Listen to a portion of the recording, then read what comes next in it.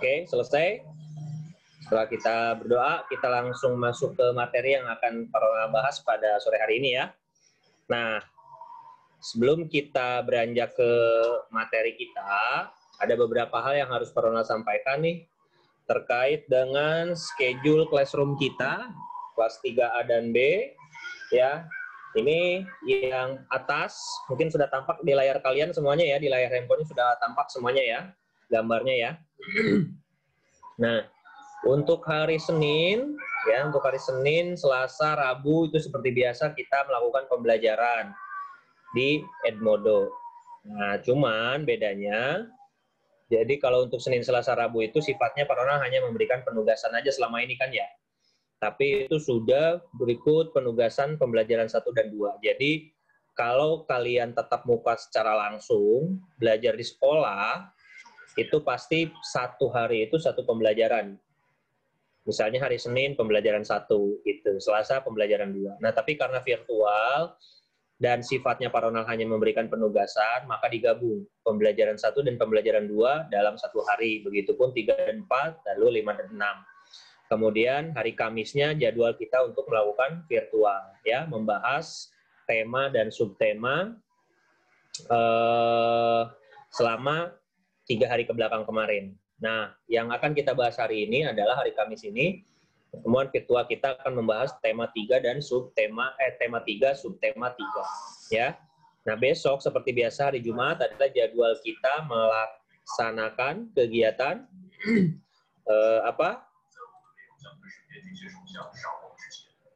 melaksanakan kegiatan ulangan harian online. Ya. Nah, hari Sabtunya baru kita game online. Nah, hari Sabtu kemarin kalian sudah pernah buatkan game online, puisi seperti biasa. Nah, itu skor atau ranking dan nilai yang kamu dapatkan dari puisi itu Parona sudah share di grup orang tua kalian. Jadi kalian bisa lihat ya nilai atau skor kalian dan peringkatnya kalian itu berapa. Dan kemarin itu kalau nggak salah hari Sabtu Parona membuat game online-nya 2 sesi. Nah, tapi kebanyakan hanya mengikuti 1 sesi. Nah, jadi di sesi 2-nya malah banyak yang nggak ikut. Ya. Nah, nanti di hari Sabtu depan, kalau Parona buat lagi game online, kalau bisa, ikuti semua sesi. Ya. Oke, lanjut kita jadwal kegiatan pembelajaran selanjutnya. Ini yang harus Parona sampaikan. Yang pertama di tanggal 24 Oktober nanti, kita kelas 3 akan melaksanakan pembagian rapot PTS online. Ya. Nah, nanti orang tua kalian yang harus hadir ke sekolah, tapi kalian tidak boleh ikut, ya. Jadi orang tua kalian aja yang boleh ikut untuk melakukan pengambilan rapot PTS-nya, ya. Kemudian lanjut di tanggal 26 sampai 27 Oktober kita nggak belajar tema dan subtema. Kita nanti belajarnya tentang pendidikan Sumpah Pemuda. Sumpah Pemuda itu dilaksanakan pada diperingati setiap tanggal 28 Oktober. Nah, kebetulan di tanggal 28 sampai 30 Oktober itu adalah libur cuti bersama Maulid Nabi. Jadi, tanggal 28 sampai 30, hari Rabu sampai hari Jumat tidak ada pembelajaran. Oke? Nah, lanjut di tanggal 2 Novembernya nanti sampai tanggal 7, kita akan membahas pembelajaran tema 3, subtema 4. Terakhir tuh, tema 3 terakhir ya, selama 1 minggu. Dan dilanjut 9 November sampai 5 Desember, kita akan masuk ke tema yang baru, yaitu tema 4. Oke? Nah, di tanggal 1 sampai 5 Desember, kita latihan persiapan penilaian akhir semester 1. Nah, udah mulai masuk ke PAS nih, ya. Udah mulai persiapan. Kita ternyata nggak terasa. Kamu belajar di rumah itu sudah hampir akan menjelang 1 semester. Jadi selama semester ganjil benar-benar kamu nggak menginjakan kaki di sekolah sama sekali. Dan ini adalah pertama kali kondisi seperti ini membuat semua siswa di Indonesia kegiatan belajar di sekolahnya terhenti. Ya, terhenti itu dalam arti berpindah tempat, yang tadinya belajar di sekolah jadi belajar di rumah masing-masing. Dan lanjut, di tanggal 7 sampai 19 Desember nih. Nah, ini perkiraan penilaian akhir semester 1. Perkiraan itu bisa tanggal 7-nya langsung PAS-nya, bisa juga di minggu depannya di tanggal 12-nya. Ya, bisa tanggal 7 mulai PAS atau tanggal 12 Desembernya. Kalau PAS penilaian akhir semesternya kamu mulai tanggal 7, berarti pembagian rapot diperkirakan sekitar di tanggal 24 atau 25 Desember. 23 atau 24 Desember. Itu pembagian rapot semester 1. Oke ya, nah ini jadwal kegiatan ini boleh kalian screenshot dulu ya, boleh kalian, kalau catat nggak usah lah karena kebanyakan. Boleh kalian screenshot dulu atau boleh kalian foto dulu kalau punya 2 handphone, supaya kamu tahu dan ingat. Jadi nanti orang tua kalian pun nggak akan bertanya-tanya lagi tentang jadwal kapan Pak kita pembagian raport PTS, kapan kita melaksanakan PAS. Nah, jadi Pak Ronald sudah kasih gambaran tentang rencana kegiatan pembelajaran sampai akhir semester 1 nanti. Oke. Nah, ini Pak Ronald, kolom chatnya Pak Ronald tutup dulu ya. Ya, supaya nggak ada chat-chatan, supaya fokus mendengarkan Pak Ronald. Jadi kolom chatnya dihentikan dulu.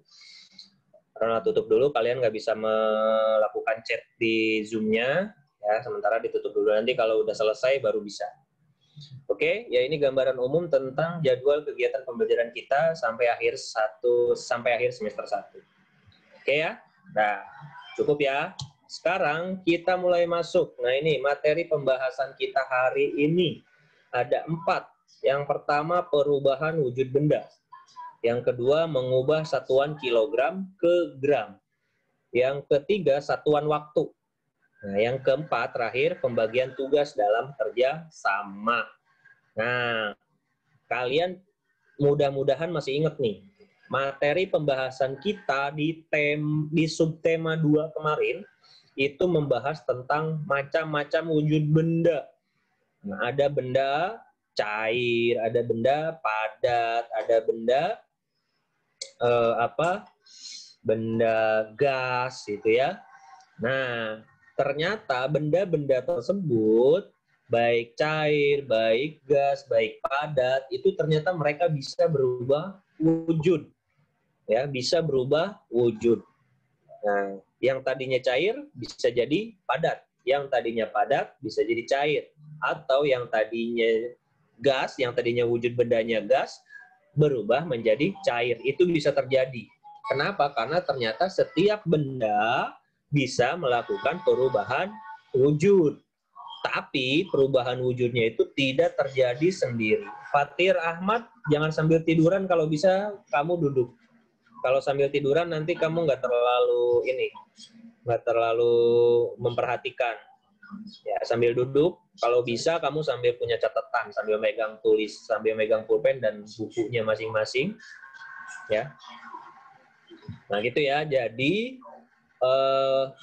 semua wujud benda ternyata bisa terjadi perubahan. Hanya saja bedanya perubahan wujud itu memiliki latar belakang yang berbeda. Kenapa kok bisa berubah, yang tadinya cair berubah menjadi padat, yang tadinya padat bisa berubah menjadi cair, dan seterusnya. Itu ada perubahan wujud benda yang ada sebab-sebabnya. Jadi dia tidak bisa merubah wujud sendiri. Ya, kalau makhluk hidup, pernah sampaikan, makhluk hidup itu tidak bisa berubah wujud, tidak bisa. Kalau yang tadinya kayak kita nih manusia, kalau tadinya laki-laki, kita nggak bisa berubah wujud jadi perempuan. Begitupun sebaliknya, perempuan tidak bisa berubah wujud jadi laki-laki. Atau misalnya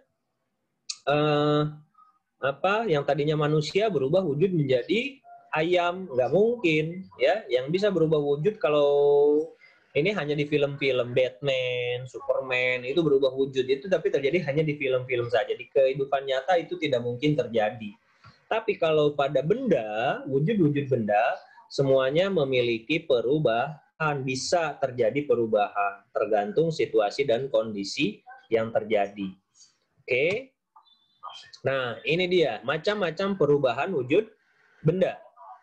Ada mencair, ada menguap, ada menyublim, ada membeku, ada mengembun, dan ada dekomposisi. Ya, jadi ada sekitar 6 perubahan wujud. Sebenarnya masih ada lagi perubahan macam-macam perubahan wujud benda, tapi yang perlu kalian tahu untuk saat ini di kelas 3, nah ada 6 perubahan wujud benda. Dan ini kamu kalau bisa harus bisa memahami dan bisa kalau jangan cuma hafal ya, tapi bisa memahami secara langsung. Ya. Contoh lihat di atas tuh mencair, kebalikannya membeku. Begitupun membeku kebalikannya mencair. Kalau mencair ini hanya untuk wujud benda cair. Kalau membeku itu hanya wujud benda padat, menguap, mengembun, menyublim, dekomposisi, dan lain sebagainya. Nah, ini peta konsepnya ya. Nah, kamu coba lihat gambar di yang ada yang bentuk segitiga di bawah ini, gas, cair, padat.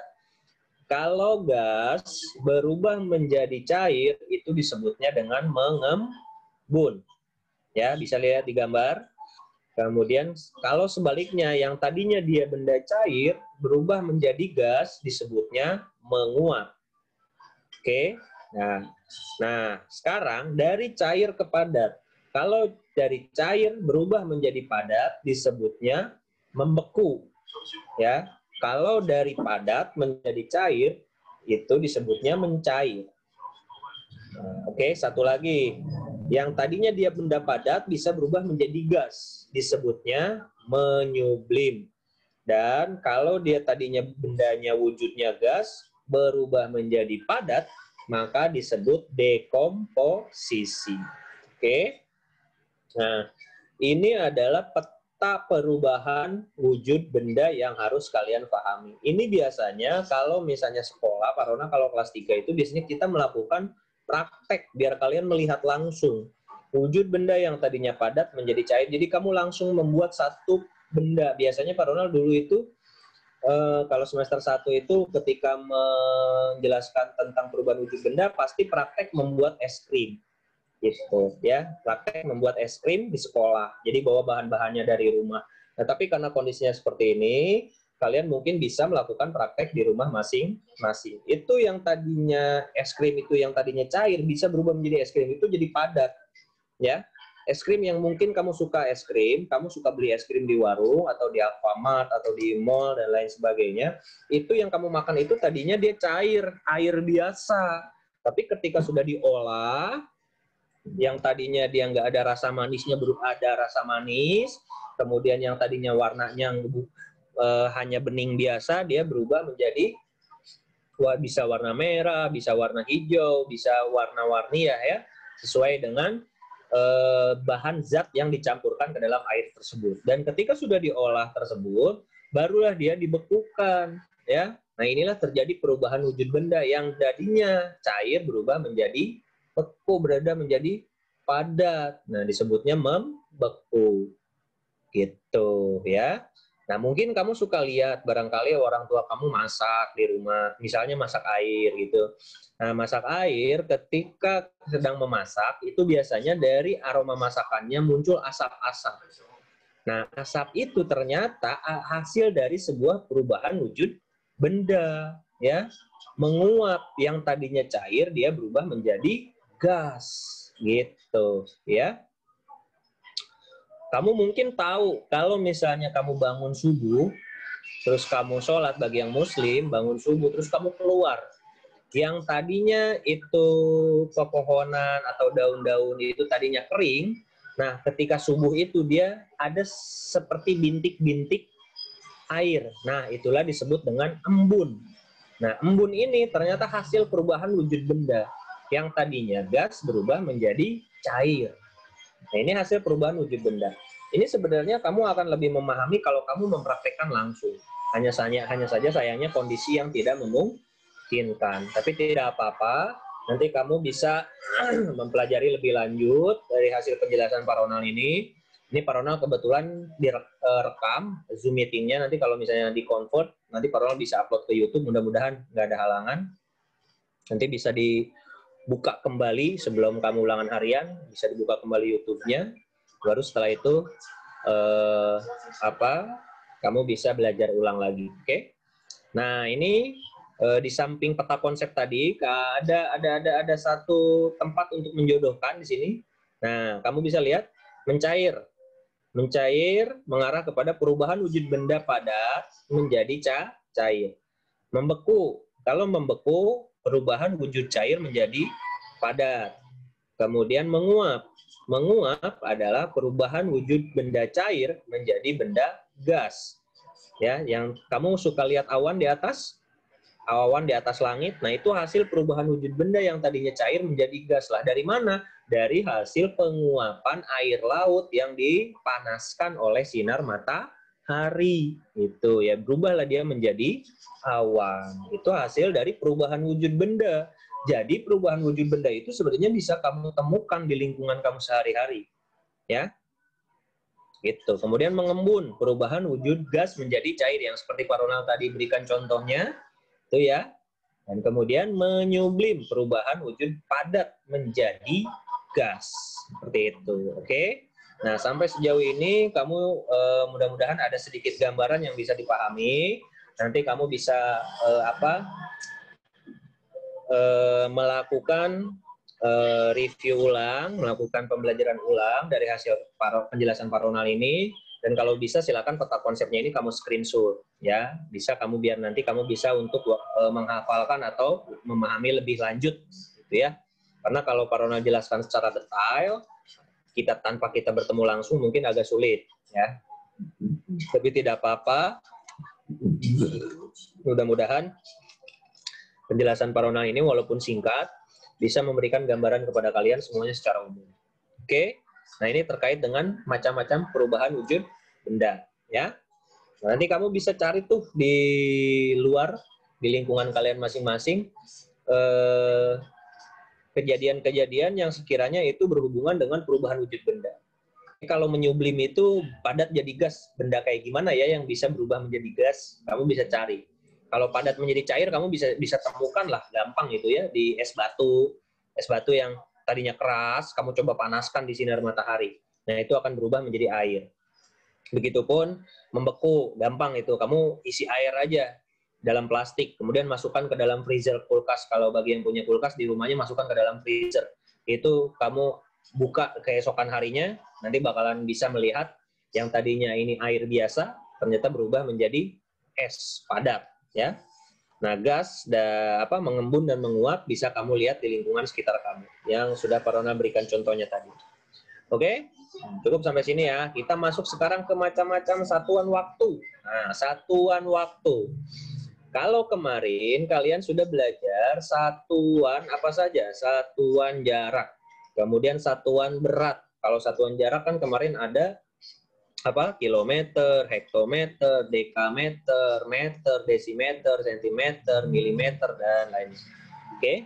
Dan kalau satuan berat, kamu juga kan udah belajar tuh kilogram, hektogram, dekagram, ya, gram, kemudian desigram, kemudian apalagi miligram, ya, dan sentigram.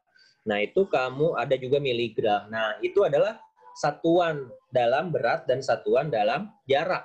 Nah, ternyata ada lagi yang harus kamu pahami, yaitu adalah satuan waktu. Nah, satuan waktu ini kan sudah biasa kamu temukan dalam kehidupan sehari-hari ya.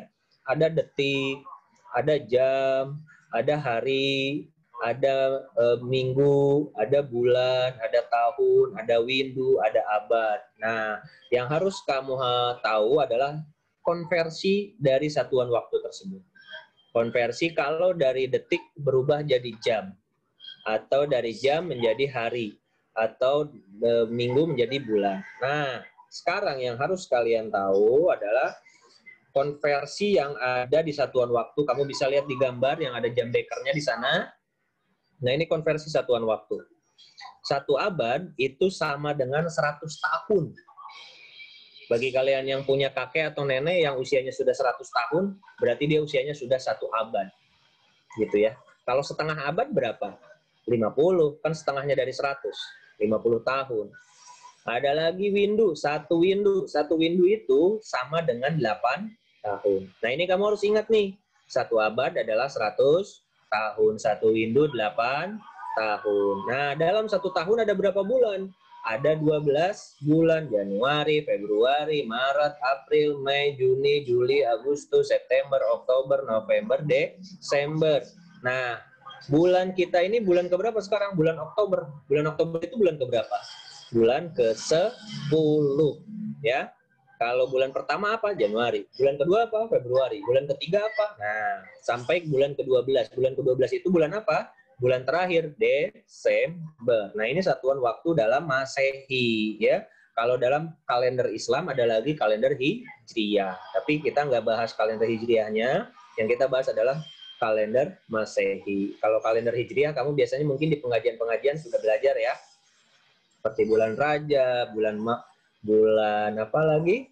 Itu banyak ya di kalender Hijriah. Kemudian selanjutnya, satu bulan itu ada berapa hari? Ada 30 hari dalam satu bulan, ya. Ada juga 31 hari, ada yang 29 atau ada yang 28 hari. Nah, Oktober ini sampai tanggal berapa? Kalau kalian lihat di kalender, bulan Oktober itu sampai tanggal 31.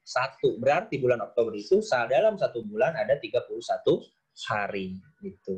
Kalau kamu lihat lagi bulan Februari, coba kamu cek bulan Februari.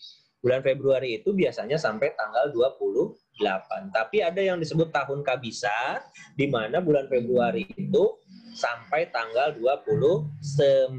Tapi itu biasanya terjadi per 4 tahun sekali. Tidak setiap tahun ada tanggal 29 Februari. Ya, biasanya Februari itu di tanggal 28. Nah, oke.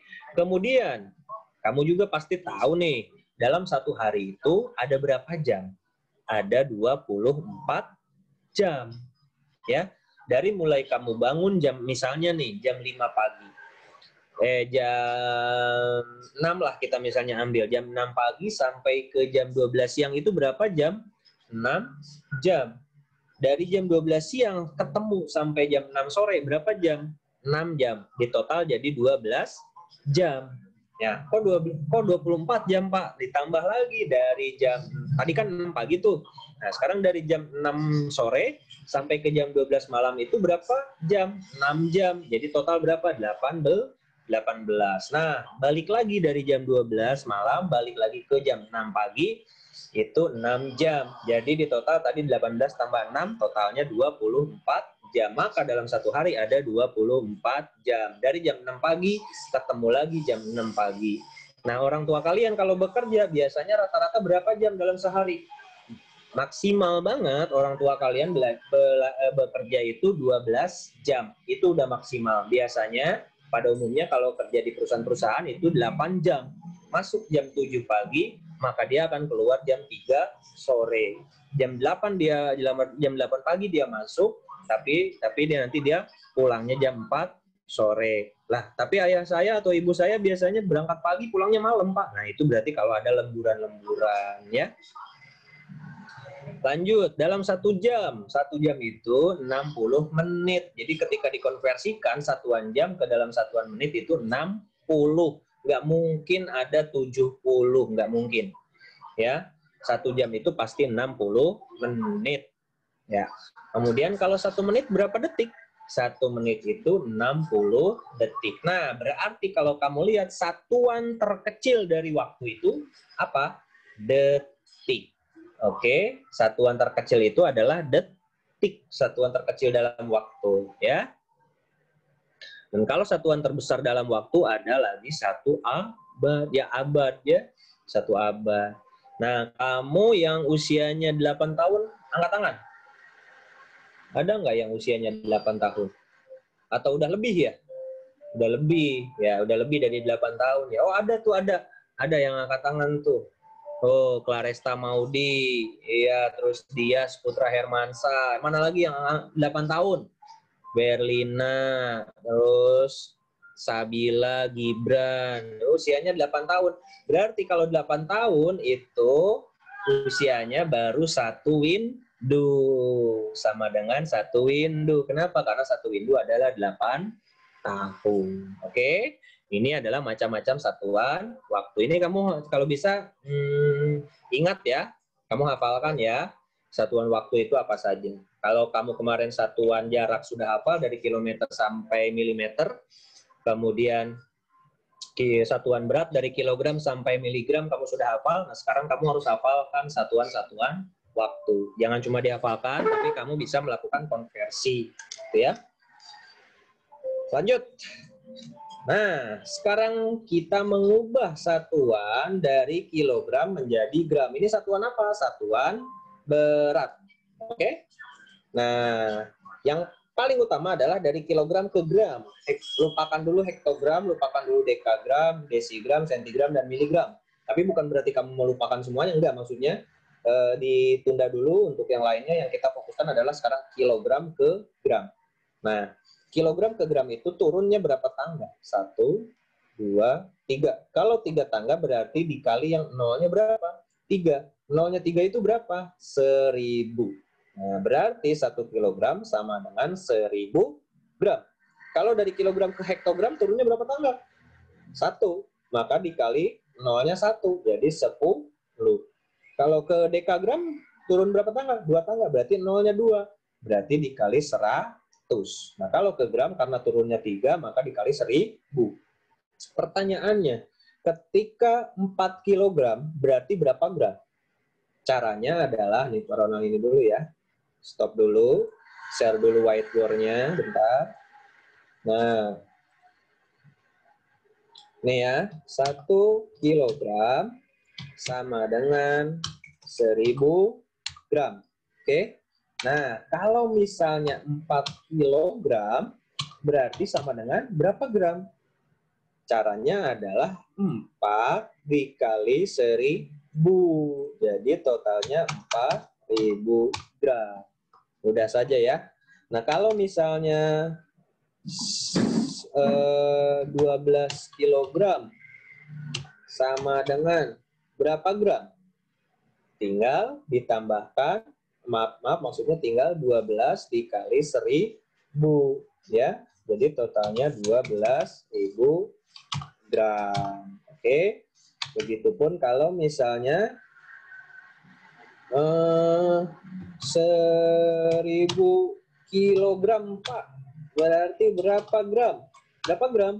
1000 dikali 1000. Jadi totalnya adalah 1 juta gram. Gitu, oke? Nah, karena dia diturun itu dikali. Nah, kalau misalnya 6000 gram sama dengan berapa kilogram?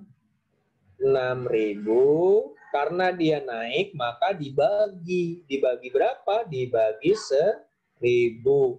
Jadi total adalah 6 kilogram. Itu, oke? Bisa dipahami ya? Itu ya. Jadi kalau misalnya kita ambil lagi contoh 72 kilogram. Berapa gram? Jadi ingat 72 ya. 72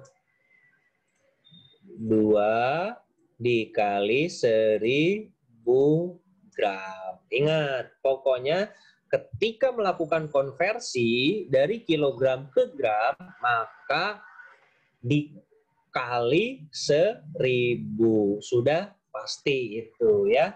Sudah pasti. Nah, kalau jadi berapa ini total? Total adalah berarti 72.000 gram. Itu ya. Oke. Nah, Ronald kasih contoh lagi biar kamu paham. Lebih paham lagi. Misalnya 86 kilogram sama dengan titik-titik gram. Berapa? Nah, 86 ini tinggal dikali 1000. Oke. Dikali 1000. Berapa hasilnya? Maka hasilnya adalah 86.000 gram. Itu. Oke. Ya. Ya, cukup ya, bisa dipahami sampai sejauh ini ya. Nah, jadi pokoknya berapapun dia, mau 700 kah, mau 700 kilogram kah, mau 80 kilogram kah, atau berapapun, ingat harus dikali 1000.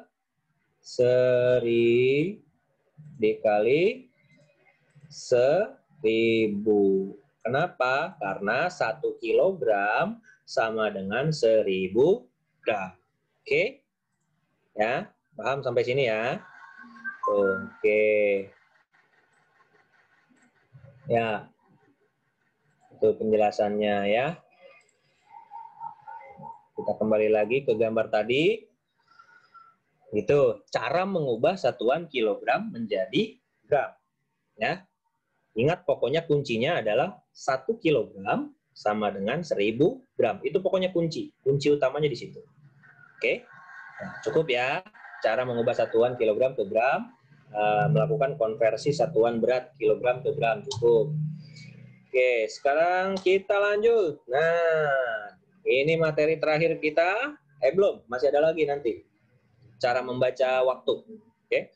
Nih, ini pentingnya pembagian tugas dalam kelompok. Kemarin kita sudah belajar tentang istilah gotong royong. Ya, gotong royong, manfaat-manfaat dari gotong royong apa saja. Gotong royong itu intinya adalah bekerja bersama-sama, tidak sendiri-sendiri. Nah, ternyata ketika suatu pekerjaan dikerjakan secara bersama-sama, perlu adanya pembagian tugas. Ya, misalnya kamu, ini karena kita lagi pandemi, kita nggak pernah ada tugas kelompok, nggak pernah. Karena kondisinya pandemi. Tapi kalau misalnya kita belajar di sekolah, itu pasti sering banget, hampir sebulan sekali, pasti ada tugas yang harus dikerjakan secara berkelompok. Tapi karena nggak ada, ya nggak apa-apa lah.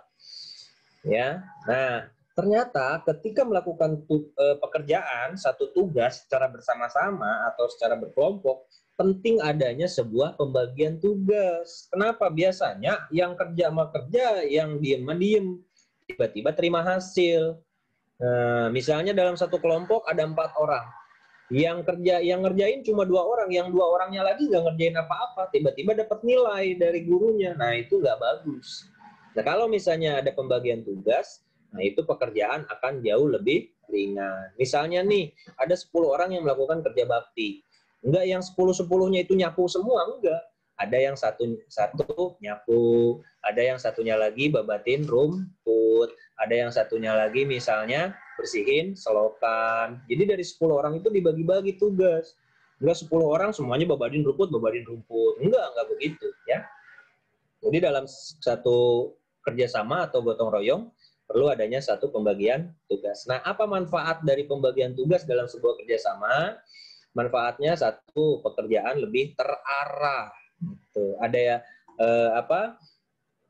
jadi nggak ada yang nganggur. Dari 5 orang, yang 3 orang kerja, yang 1 orang makan doang, nggak begitu. Ya, pekerjaannya jadi lebih terarah. Kemudian tidak saling mengandalkan, ada si A, ada si B. Nah, itu nggak bagus ya, saling mengandalkan. Tapi semuanya harus bekerja bersama-sama. Kemudian pekerjaan dapat selesai dengan hasil yang baik. Biasanya begitu. Hasilnya jauh lebih baik ketika pekerjaan tugas itu ketika adanya pembagian tugas dalam satu pekerjaan yang kelompok. Kemudian setiap orang bertanggung jawab terhadap tugas-tugasnya. Nah, ini penting. Ketika udah dibagi tugas, kamu ngerjain ini ya, kamu ngerjain ini, saya ngerjain ini, dia ngerjain ini. Nah, yang 2 orang ngerjain tugasnya, yang 2 orang lagi nggak ngerjain tugasnya. Nah, itu akan menghambat. Jadi setiap orang harus bertanggung jawab terhadap tugas masing-masing. Seperti itu, oke? Nah, ini tidak ada yang hanya menerima hasil. Nah, ini nggak boleh. Kamu harus merasa malu ketika misalnya di dalam satu kelompok, kemudian kamu tidak melakukan andil apapun. Nah, ini kamu harus merasa malu. Ya, kamu tidak melakukan apapun, yang lain kerja tapi kamu nggak kerja. Nah, kamu harus merasa malu di situ nanti. Ya, oh ya, saya nggak ngapa-ngapain nih. Dan dia mau kerja. Nah, di situ kamu harus punya rasa malu. Kalau nggak ada rasa malu sama sekali, oh berarti dia nggak punya tanggung jawab. Nah, itu sifat dari seorang pribadi yang buruk. Ya, tidak boleh. Kemudian pekerjaan akan sangat mudah tercapai, akan cepat selesai. Iyalah, beda halnya kalau misalnya ada 5 orang yang piket misalnya di dalam kelas, nah ya kan, nah semuanya 5 orang ini nyapu semuanya. Lah yang bersihin kaca siapa? Terus yang ngepel siapa? Nyapu dulu semuanya, habis nyapu selesai baru ngepel semuanya. Yang bersihin kaca, habis itu bersihin kaca semuanya, itu nggak bagus. Ya, jadi ada pembagian tugas. Sama seperti kamu di rumah, ya, gitu ya. Ada ketika ayah kamu pergi keluar untuk bekerja, nah di rumah semua pekerjaan rumah dipegang oleh ibu, atau mungkin bahkan ayah ikutan pulang kerjanya, misalnya dia ikut ngepel atau ikut sekedar nyapu gitu ya. Nah ibunya masak, ayahnya beres-beres taman di luar. Nah itu adalah salah satu sifat pembagian tugas. Enggak dua-duanya ayah sama ibu masak dua-duanya barengan, enggak begitu ya. Biasanya ada pembagian tugas. Nah kamu tugasnya apa kalau lagi di rumah?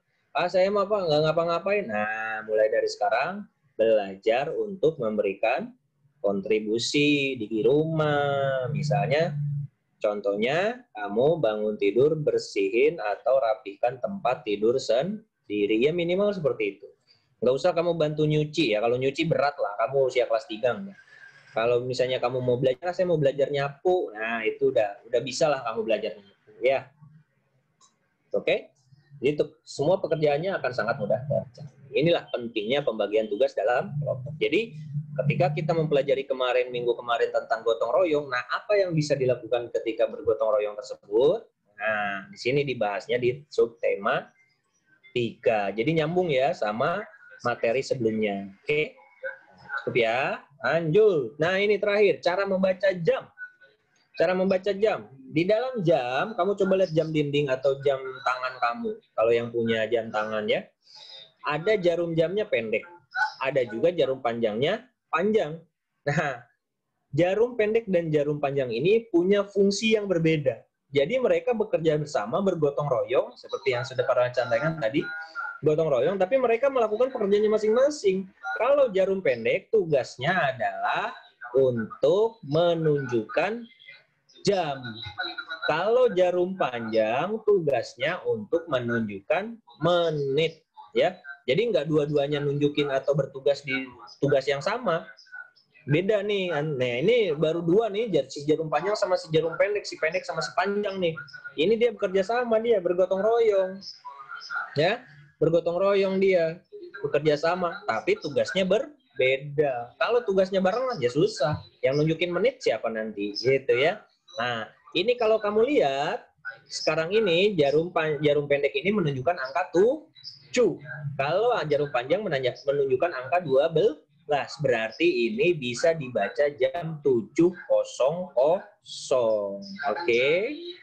Ya, sepaham ya. Jadi jam aja kerjasama, masa kita enggak ya? Jam aja melakukan pembagian tugas, masa kita enggak melakukan pembagian tugas. Ini salah satu contoh sifat gotong royong kita. Oke. Jadi ini adalah jam 7.00 atau jam 7 pas. Kalau dia ke angka 1 maka lewat 5 menit. Ya, kalau dia ke angka 2 maka lewat 10 menit. Pokoknya setiap angka ini menitnya itu berbeda 5. Kelipatan 5. Dari 12 ke 1 5. Dari 1 ke 2 5. Dari 2 ke 3 5. Kalau dari 12 ke 3 berarti 15. 1 2 3. 5 10 15. Kalau ke 4 20. Kalau jarum panjangnya ke angka 5 jam 7 lewat 25. Kalau jarum panjangnya ke angka 6 berarti jam 7.30.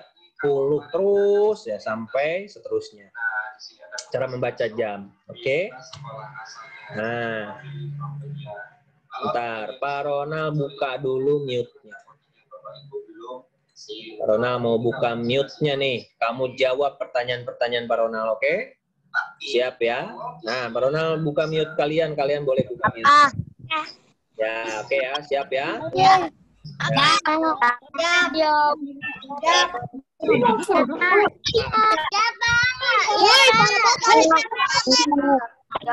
Ya, jam berapa sekarang?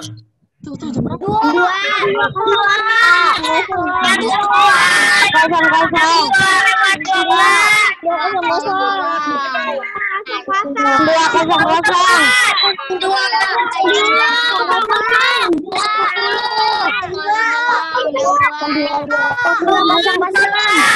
Oke, ini jam berapa, ayo?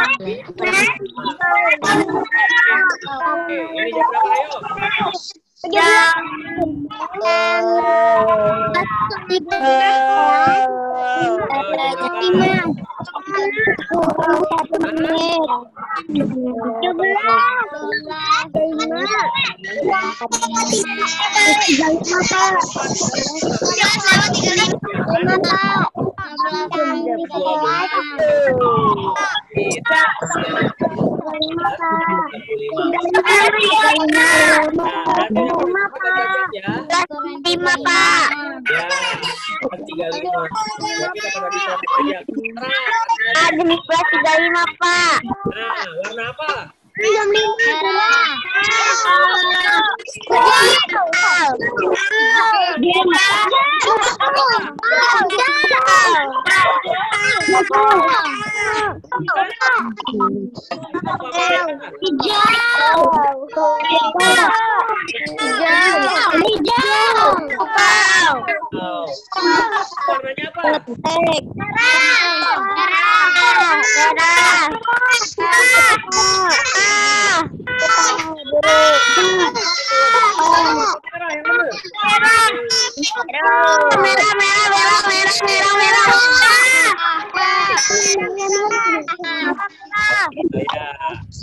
Oh, sini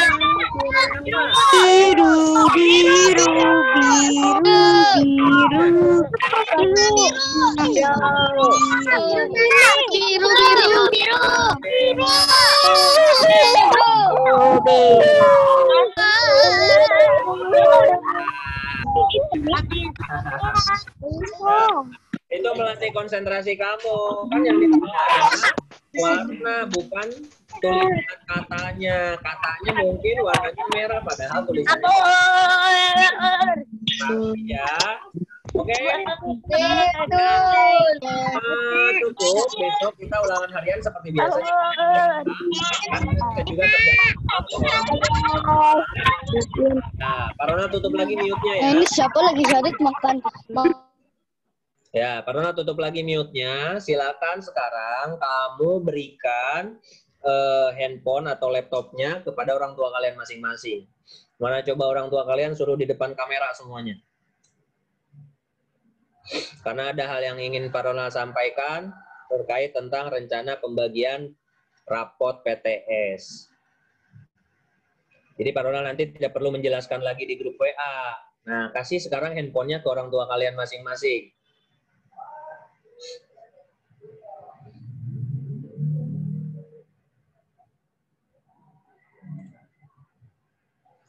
Oke, masih ada yang belum? Ya, boleh ayah, boleh ibu ya. Siapa aja yang ada di rumah. Kalau ayah ibunya nggak ada, boleh kakaknya.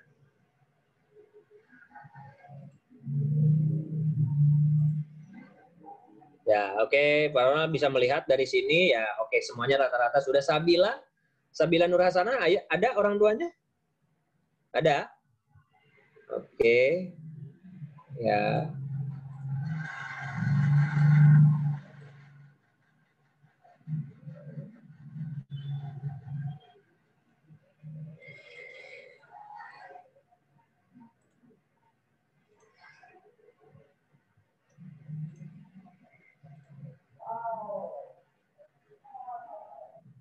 Baik, Sultan 3B, orang tuanya ada di rumah?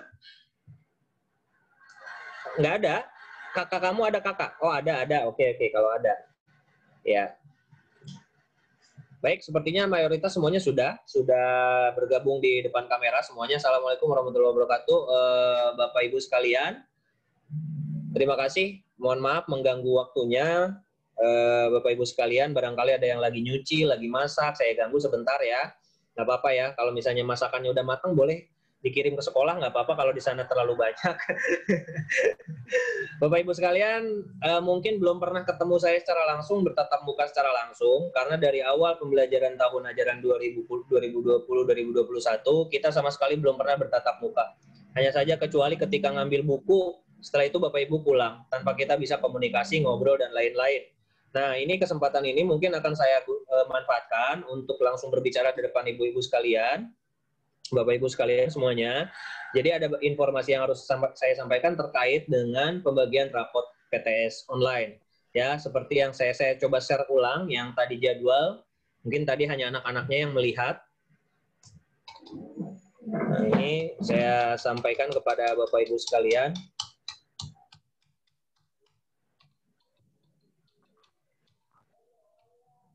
Nah, ini dia jadwalnya, mungkin sudah bisa tampil di layar handphone atau laptopnya masing-masing. Nah, ini jadwal kegiatan pembelajaran kita. Jadi tanggal 24 Oktober 2020, itu rencananya kita melakukan pembagian rapot PTS online untuk kelas 3. Jadi tidak semuanya kelas berbarengan. Jadi mungkin kalau Bapak Ibu punya tetangga atau kerabat, saudara yang berbeda kelas, ada yang di kelas 2, ada kelas 1, 4, 5, atau 6, mereka punya jadwal pembagian rapot yang berbeda. Kenapa? Karena tidak boleh ada penumpukan. Tidak boleh ada penumpukan orang tua di sekolah. Jadi dibedakan per harinya. Nah, kebetulan saya memilih hari Sabtu. Itu kenapa saya mudah-mudahan bisa bertemu Bapak Ibu sekalian. Biasanya kalau hari Sabtu ya libur lah ya kerjanya. Itu kalau misalnya hari biasa takutnya orang tuanya dua-duanya kerja. Jadi saya memilih hari Sabtu. Seperti itu. Kemudian, nah di tanggal 26-27 nanti kita nggak belajar tema dan subtema, tapi nanti akan ada saya sajikan materi tentang pendidikan Sumpah Pemuda. Kemudian tadi tanggal 28 sampai tanggal 30 itu tidak ada pembelajaran apa-apa. Kita libur, cuti untuk cuti bersama Maulid Nabi. Kemudian dari tanggal 2 November sampai tanggal 7 itu pembelajaran kita lanjutkan sampai tanggal 5 Desember, sampai tanggal 5 Desember, dan kemudian nanti di tanggal 1 sampai tanggal 19 itu perkiraan ulangan harian penilaian akhir semester atau biasa disebut dengan UAS, ujian akhir semester 1. Jadi anak-anak belum pernah menginjakan kaki di sekolah, tiba-tiba sekarang mereka harus melaksanakan ujian akhir semester. Dan teknisnya sama seperti PTS kemarin. Nah, PTS kemarin adalah sebagai sebuah gambaran ketika nanti akan melaksanakan penilaian akhir semester, tetap dilaksanakan secara online, anak-anak belum boleh sama sekali berkumpul di sekolah. Nah, nanti yang harus saya sampaikan sekarang adalah, nah ini cukup ya, untuk jadwalnya sudah saya tampilkan di hadapan layar Bapak Ibu sekalian. Ini mungkin nanti bisa buat informasi, jadi saya tidak perlu menjelaskan lagi nanti di grup WA, Bapak Ibu sekalian bisa melihat langsung di layar handphonenya masing-masing. Oke, saya tutup. Nah, kemudian untuk pembagian rapot PTS nanti, hari Sabtu tanggal 24 Oktober, kita akan bagi per sesi. Jadi, kita akan bagi 3 sesi, satu sesinya itu 10 orang. Satu sesinya 10 orang. Jadi, misalnya nih contoh, 10 orang sudah ditentukan dari misalnya jam 1 sampai jam 2 siang, maka dia harus datang di rentang waktu jam segitu. Jadi jangan sampai udah ditentukan waktu jam 1 sampai jam 2, datangnya nanti jam 4, nggak boleh. Nggak boleh. Jadi kita bagi per sesi nanti. Kenapa? Karena tidak boleh terjadi penumpukan. Ya, nah ini mungkin saya harap Bapak Ibu semuanya bisa memaklumi, karena tidak boleh ada penumpukan orang tua di sekolah, maka mau nggak mau kita melakukan pembagian rapotnya per sesi, tidak semuanya langsung, gitu ya. Nah, nanti saya akan membagi di kelas A ya, dan di kelas B nanti Bu Yeni akan membagi siapa yang dari jam 1 sampai jam 2, siapa yang dari jam 2 sampai jam 3, siapa saja yang dari jam 3 sampai jam 4. Jam 4 teng waktu terakhir selesai pengambilan. Nah, bagaimana Pak kalau misalnya ternyata saya yang harusnya jam 1, tapi saya pulang kerjanya misalnya jam 3. Saya paling bisa ngambil ke sekolah datang jam setengah 4. Nah, itu harap Ibu lakukan konfirmasi. Kalau kelas A silakan konfirmasi ke saya, kalau kelas B silakan konfirmasi ke Bu Yeni. Jadi biar saya nanti melakukan kondisional ulang. Seperti itu. Ya, jadi jangan sampai nanti ditentukan waktunya jam sekian, tapi saya nggak bisa. Ya udahlah, kalau gitu nggak usah ngambil rapot UTS. Jangan sampai berpikir ke sana. Nah, pertanyaannya lagi, misalnya nih, kalau misalnya ternyata Bapak Ibu sekalian siangnya itu udah berangkat kerja, jadi ayah dan ibunya nggak ada, tapi bisanya pagi, misalnya gitu ya, saya bisanya pagi Pak, jam 8 atau jam 9. Nah, itu Ibu pun harus melakukan konfirmasi. Insya Allah nanti akan kita coba layani. Kenapa saya berusaha untuk melakukan fleksibilitas? Karena ini adalah kesempatan saya dan Bu Yeni untuk bertatap muka secara langsung kepada Bapak Ibu sekalian, menyampaikan terkait berbagai pembelajaran. Dan Bapak Ibu pun bisa menyampaikan berbagai macam kendala-kendala yang dihadapi ketika membimbing anak-anak belajar di rumah. Jadi ini kesempatan.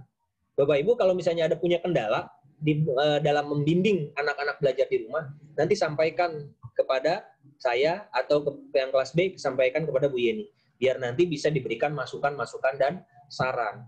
Nah, selama ini kita, saya sendiri sebagai guru tidak pernah memberikan arahan dan apapun gitu kepada Bapak Ibu bagaimana cara membimbing anak-anak di rumah. Saya tidak pernah bisa memberikan arahan seperti itu karena tidak ada kesempatan. Nah, untuk saat ini karena besok pembagian rapot PTS, jadi jangan cuma hanya sekedar dapat rapotnya, lihat nilainya terus pulang.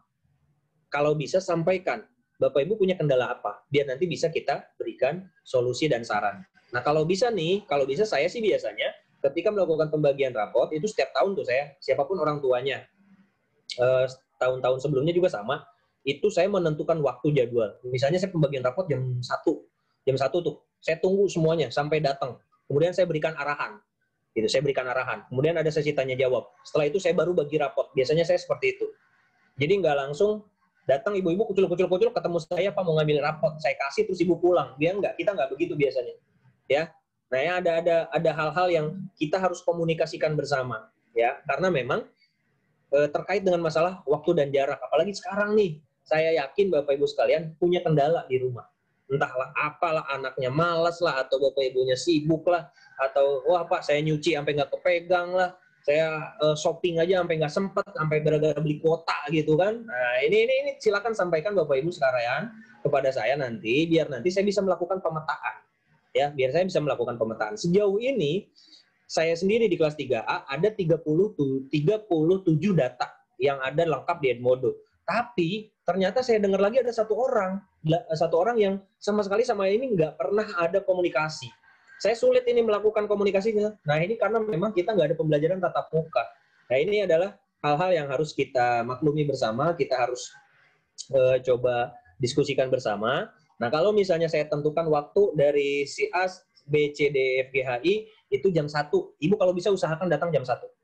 Jadi nanti kita bisa melakukan diskusi sebelum saya bagi rapotnya, kita bisa diskusi. Kita bisa buka sesi tanya jawab. Baru setelah itu saya bagikan rapotnya untuk yang 10 orang pertama itu. Nah, di sesi kedua begitu pun sama. Kalau Ibu Bapak Ibu disuruh datang jam 2, maka datang jam 2. Kalau bisa jangan sampai jam setengah 3 Ibu baru datang. Nanti aja orang pembagian rapot sampai jam 3. Enggak begitu. Ya. Jadi kalau bisa ketika ditentukan jam 2, maka Ibu Bapak Ibu datang on time jam 2. Jadi saya nggak mau memberikan penjelasan, memberikan masukan dan saran, tapi satu persatu gitu, capek gitu ya. Misalnya si A datang maju, terus nyampein semua kendala-kendalanya, terus saya berikan solusi, masuk lagi si B, maju gini. Nah itu akan memakan waktu, akan terlalu menghabiskan energi, menghabiskan waktu yang terbuang percuma. Jadi lebih baik kalau bisanya ditentukan waktu jam 1 sampai jam 2, maka kalau bisa datang jam 1. Seperti itu ya Bapak Ibu sekalian ya.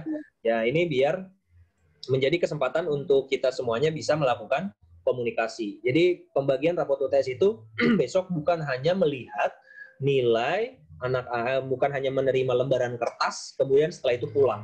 Jangan hanya seperti itu. Kita kalau bisa nanti lakukan diskusi bersama, Bapak Ibu sampaikan kendala, saya berikan masukan dan saran.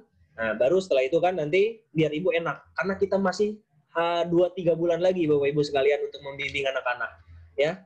Jadi kalau saya kasih bocoran sedikit kepada Bapak Ibu sekalian, kemungkinan kita masuk itu ada di awal Januari atau di awal Februari. Kenapa? Karena Desember itu rencananya pemerintah pusat melakukan vaksinasi terhadap guru dan dosen. Nah, anak-anak pun akan divaksinasi. Jadi yang saya dengar info itu, anak-anak baru bisa masuk sekolah ketika guru dan siswanya semua sudah divaksin. Gitu. Baru sekolah dibuka. Kalau belum divaksin berarti belum bisa dibuka. Nah, ini yang mungkin akan menjadi kendala, kita nggak tahu kapan masuknya sekolah, kapan anak-anak bisa menginjakan kakinya lagi di kelas mereka. Jadi seperti itu. Jadi ini kesempatan kita, ini masih ada waktu nih 2 bulan ke depan, November, Desember, melaksanakan pembelajaran di rumah. Silakan Bapak Ibu sampaikan. Kalau misalnya kendala apapun terkait masalah perekonomian kah, terkait masalah Bapak Ibunya kerja lah, kalau syukur-syukur sih nggak ada kendala, syukur-syukur nggak ada keluhan, tapi itu nggak mungkin, gitu, nggak mungkin. Nah, misalnya cara membimbing anak-anaknya, mereka kadang susah disuruh ngerjain PR, nah itu biasanya itu kendala-kendala yang biasanya terjadi, rumit ya. Saya maklumin, karena Bapak Ibu mungkin selama ini kan hanya mengantar anak-anak ke sekolah, tapi nggak tahu proses belajarnya seperti apa, bagaimana Bapak Ibu gurunya membimbing mereka selama berada di sekolah. Bapak Ibu mungkin nggak tahu menahu masalah itu. Antar, pulang, balik lagi, jemput, pulang. Hanya sebatas itu saja. Tapi sekarang Bapak Ibu sekalian, selain sebagai orang tua, ternyata harus juga berperan sebagai guru. Dan itu saya yakin tidak mudah. Ya. Maka sekarang ini pembagian rapot UTS di tanggal 24 nanti, upayakan ini menjadi salah satu ajang momen supaya Bapak Ibu sekalian berdiskusi bersama wali kelas, ya. Kelas 3 bersama saya, kelas 3B bersama Bu Yeni. Jadi jangan sungkan, walaupun Bapak Ibu sekalian belum terlalu kenal saya karena dekat, apalagi cowok nih. Ibu-ibu biasanya sungkan, nggak perlu sungkan, sampaikan saja, saya welcome. Jadi kalau misalnya Bapak Ibu menyampaikan dengan cara baik-baik, maka saya pun akan memberikan saran dan masukan secara baik-baik. Jadi seperti itu. Untuk teknis, saya akan membagi 3 sesi. Begitupun Bu Yeni sama. Jadi satu sesi hanya 10 orang. Dan nanti pun jarak duduknya pun akan kita berikan jarak. Itu yang pertama. Yang kedua, Bapak Ibu upayakan tidak membawa anak kecil. Ya. Kalau misalnya Pak adanya kecil nih Pak, titipin dulu ke siapa kek gitu yang ada di rumah. Kalau misalnya ke tetangga gitu. Titipin dulu gitu ya. Tapi kepada orang yang dipercaya, titipkan dulu. Nggak lama, cuma 1 jam gitu sampaikan, Bapak Ibu di sini. Jadi kalau misalnya membawa anak kecil, saya khawatir nanti saya malah ditegur sama Ibu Kepala Sekolah, karena tidak boleh. Itu yang kedua. Kemudian yang ketiga, tolong lengkapi alat protokol kesehatannya. Kalau perlu Ibu Bapak semuanya bawa hand sanitizer sendiri itu lebih bagus, tapi nanti kita pun di sekolah mempersiapkan. Kalau bisa bawa masker sendiri-sendiri, pakai masker. Kalau misalnya mungkin nanti ketika saya suruh buka maskernya sedikit, buka, karena saya kan belum hafal nih wajahnya, ini orang tua siapa, saya kan belum tahu selama ini. Bapak Ibu belum kenalan sama saya selama ini kan, ya yang saya tahu hanya komite-komite aja. Jadi seperti itu Bapak Ibu sekalian, ini yang harus saya sampaikan terkait persiapan besok menerima rapot PTS online. Rapot PTS online ini adalah gambaran umum hasil pembelajaran selama setengah semester, ya. Dan nanti di semester 1, di akhir semester 1 ada penilaian akhir semester 1 juga online. Nah, itu nanti baru akan ada pengkonversian gabungan nilai selama 1 semester dari bulan Juli sampai bulan Desember. Ya, mungkin itu saja Bapak Ibu sekalian yang dapat saya sampaikan. Barangkali ada yang mau ditanyakan, silahkan. Kalau ada yang mau ditanyakan, saya buka mute-nya dari sini. Bapak Ibu silakan buka mute-nya dari handphonenya atau laptop masing-masing. Langsung saja berbicara. Kalau misalnya ada yang mau ditanyakan, silakan. Apa yang mau ditanyakan? Kan intinya udah dikasih tahu. Assalamualaikum. Kalau ada yang mau ditanyakan, silakan sampaikan saja. Daripada nanti bingung, nanya di WA juga mungkin saya takutnya balasnya lama dan lain-lain, silakan ditanyakan saja. Kalau misalnya nggak ada, mungkin saya cukupkan sekian arahan yang saya sampaikan. kadang sama Halo, sama Wak. Kalau misalnya nggak Assalamualaikum. Ya Gibran, Pak, ya. sama ayah saya lagi pergi. Oh iya nggak apa-apa. Nanti kamu sampaikan aja ya, yang Pak Rona sampaikan. Tapi Mungkin tidak ada yang ingin bertanya ya Bapak Ibu sekalian ya. Tidak ada, saya rasa mungkin cukup jelas. Nanti bila ada yang mau disampaikan lagi lebih lanjut, bisa nanti pada saat pembagian rapot Bapak Ibu sampaikan kepada saya atau kepada Bu Yeni yang kelas 3B. Intinya tetap jaga kesehatan dan tetap semangat membimbing anak-anak belajar di rumah. Kita harus bersabar karena memang kondisi sekarang yang tidak memungkinkan anak-anak untuk belajar di rumah, ini pun demi kebaikan kita semuanya, demi anak-anak kita. Kayak waktu itu ada wacana bulan September anak-anak sudah bisa masuk sekolah, ternyata para pakar pendidikan dan para pakar kesehatan menolak memprotes rencana Menteri Pendidikan untuk membuka sekolah. Jadi akhirnya rencana tersebut dianulir dan akhirnya tidak jadi. Dan ini mungkin harus kita maklumi bersama karena memang kondisi pandemi ini, wabah ini tidak bisa diprediksi. Ya, sekarang ini sudah banyak orang tanpa gejala, ya bukan lagi ODP tapi orang tanpa gejala tiba-tiba dia terkena virus dan menulari yang lainnya. Nah, ini mungkin yang harus kita jaga bersama-sama. Baik Bapak Ibu sekalian, saya rasa cukup arahan dan penjelasan dari saya. Jika memang misalnya sungkan untuk bertanya di sini, nanti kalau misalnya ada yang perlu ditanyakan silakan bisa japri atau bisa tanya di grup WA kelas 3A atau kelas 3B. Cukup sekian Bapak Ibu sekalian, terima kasih. Dan ini pun nanti rekaman video ini mungkin insya Allah kalau misalnya tidak ada kendala akan saya share di YouTube bagi orang tua yang mungkin tidak bisa hadir di sini bisa mengikuti penjelasan di link YouTube yang akan saya berikan. Oke Bapak Ibu sekalian, terima kasih. Assalamualaikum warahmatullahi wabarakatuh. Selamat sore, salam sejahtera untuk kita semuanya. Tetap jaga kesehatan dan tetap semangat. Terima kasih.